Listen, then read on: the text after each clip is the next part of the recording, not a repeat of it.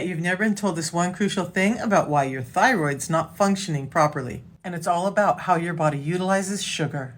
First things first, let's refresh our memory. Blood sugar, or glucose, is the energy source derived from the carbohydrates we eat. And as you eat, those blood sugar levels rise as your body processes the food you've ingested. And that's when insulin steps in.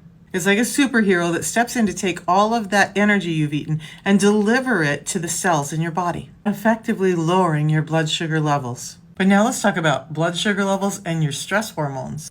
When you indulge in a carb-loaded feast, your blood sugar levels skyrocket. So let's think about what most of us have for breakfast. Cereal, orange juice, bananas, all carbs, even your oatmeal that you've been relying on. This surge can give you a fleeting burst of energy, but it also gives you a burst of insulin. And that burst of insulin has a role in weight gain, insulin resistance, and eventually diabetes. But the plot twist? The body's response to those high carb levels can actually result in a drop in blood sugar levels. And this roller coaster is known as reactive hypoglycemia. It's responsible for that afternoon energy slump and the resulting cravings for sweets and salty foods to get your energy back. This is where cortisol, your stress hormone, comes into play. Cortisol steps in to regulate your blood sugar levels, but when this happens repeatedly, it can lead to overworked adrenals and stress hormone imbalances. And those problems with stress hormones or cortisol has a direct impact on your thyroid. Too much cortisol will suppress TSH, and too little will decrease the conversion of T4 to T3.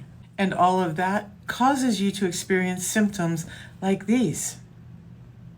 Now let's talk about inflammation. High blood sugar is a known trigger for inflammation, and this can be particularly harmful to your thyroid function. Ever notice that carbs don't sit well with you? Carbohydrates and sugars especially can feed gut fungus, which then fuels inflammation. This fungal growth releases something called acetaldehyde, which can hinder thyroid function and lead to brain fog.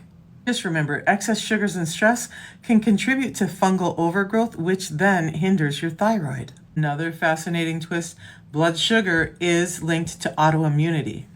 Leptin, a hormone that cues you feeling full, plays a role here.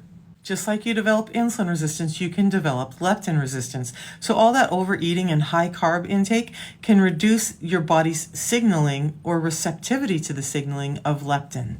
So now you're in a cycle, craving sugars and sweets, feeling less satisfied, putting on weight, and increasing your resistance to both insulin and leptin.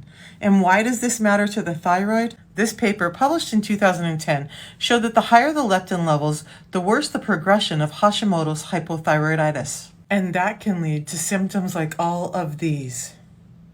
So what can you do? Well, moderating your sugar intake or the digestion of sugar can help reduce all that inflammation that's causing a lot of these problems. And if you need help with that, just say yes. I'll share with you the system that I've used to help stabilize my own blood sugars and overcome a lot of these issues.